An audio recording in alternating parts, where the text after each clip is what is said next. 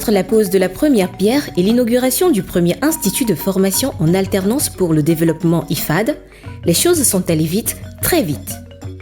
Juin 2019, le chef de l'État Faure Gnassingbé ouvre officiellement les portes de l'IFAD Aquaculture de Île-Avignon aux apprenants. Et c'est parti pour 3 ans de formation dans cette école entreprise.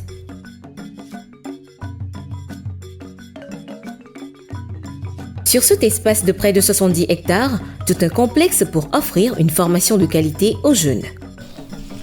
Nous avons le bâtiment principal qui s'appelle le bâtiment administratif et pédagogique. Et au sein de ce bâtiment, vous avez un centre de ressources qui se situe à ma gauche. Vous avez quelques salles de classe à ma droite.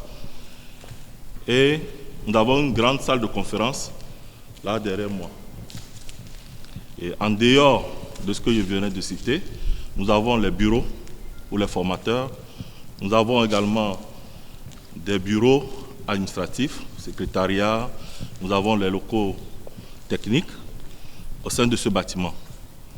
Et au-delà de ce bâtiment, nous avons derrière juste l'internat que vous pouvez voir à partir d'ici.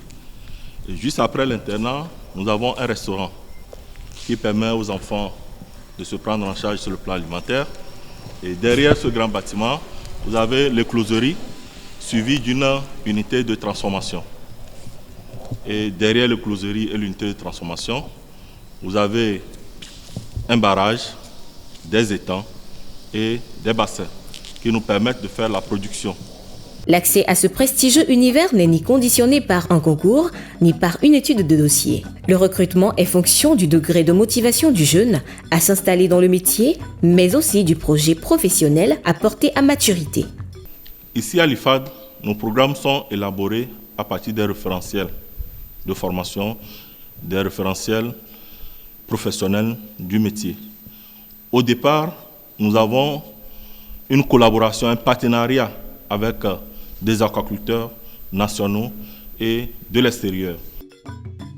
La formation se déroule entre le campus et la ferme pour une mise en situation professionnelle qui reflète la réalité du terrain. Dans les salles de cours, un bouquet de services numériques permet aux enseignants de dispenser autrement les cours et faciliter l'interaction entre apprenants et encadreurs. Nous avons un environnement numérique d'abord qui nous sert à ne pas utiliser les craies. Ici, tout est fait à base du numérique. Les apprenants sont en salle avec des ordinateurs et des tablettes. Le formateur aussi est là avec son ordinateur. On a un vidéoprojecteur interactif qui nous permet de manipuler tout ce que nous avons à faire. Donc, on n'a plus besoin de venir prendre la crédit. On fait tout, on projette et les apprenants, ensemble, nous animons les séances. Ce qui fait que les séances même peuvent être animées avec des vidéos. Tout l'équipement est là à notre disposition pour qu'on puisse mettre des vidéos et les apprenants même on les met en situation où ils peuvent faire des recherches eux-mêmes et venir exposer. La démarche pédagogique est basée sur l'approche par compétences. Une manière qui permet à l'apprenant de mobiliser ses connaissances, ses savoir-faire et savoir-être dans des situations professionnelles données. Elle fait des apprenants acteurs de leur propre formation. Les 2 modules que nous faisons aide les apprenants, surtout par exemple le premier module qui parle du pilotage, doit amener les apprenants à pouvoir d'abord s'enquérir de ce qu'on entend par entreprise aquacole, comment leur ferme va fonctionner, et si la ferme fonctionne, ça leur donne toutes les compétences nécessaires en allant dans la ferme et en vivant la réalité de la ferme, et eux-mêmes doivent pouvoir élaborer leur projet.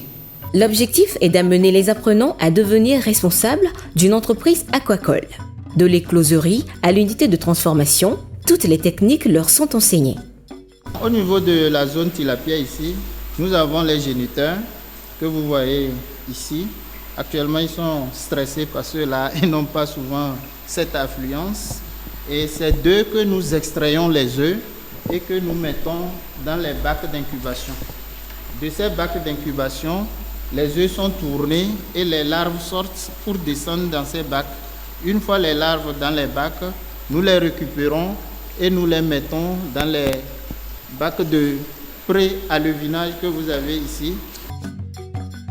À terme, Les professionnels aquacoles qui vont sortir de cet institut vont pouvoir mettre à contribution leurs compétences pour justement répondre aux besoins en produits halieutiques au Togo. Le parcours est sanctionné par un baccalauréat professionnel. Les apprenants sont évalués au fur et à mesure qu'ils acquièrent les compétences. À la fin de la 3e année, l'examen final est organisé en 2 phases, la phase écrite et celle des séances de présentation des projets professionnels.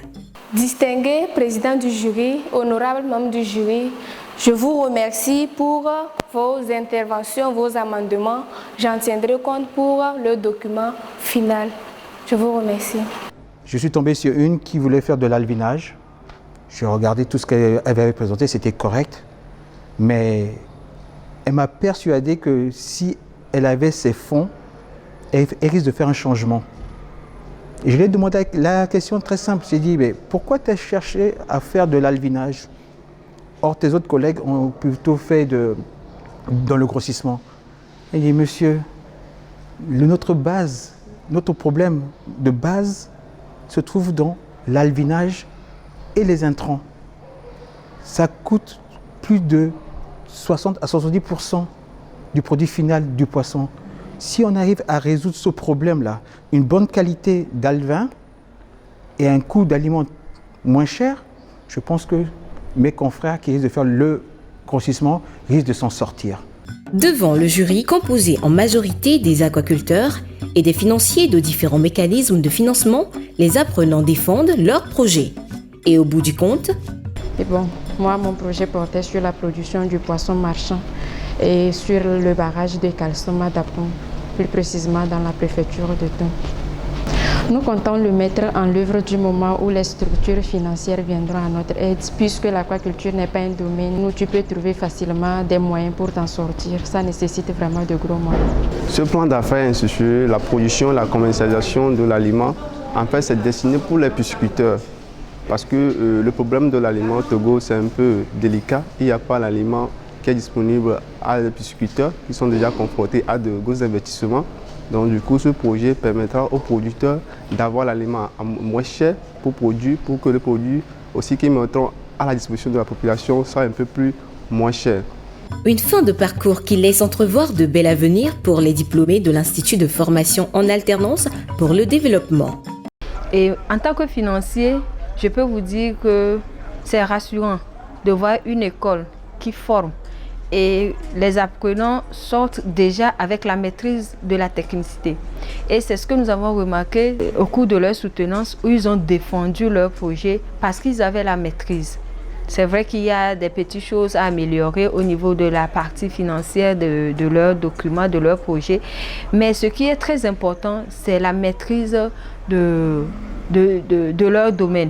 Au niveau du financement, nous avons les mécanismes de financement et des mécanismes d'accompagnement à l'entrepreneuriat qui existent au Togo, en l'occurrence le FAEJ, en l'occurrence la NPGF, il y a le MIFA aussi, et d'autres projets qui vont pouvoir les accompagner pour avoir les financements. C'est le lieu aujourd'hui de dire merci aux autorités de ce pays qui ont voulu introduire le bac professionnel dans le pays, qui va permettre à la jeunesse togolaise d'être formée sur la base de l'acquisition réelle de compétences.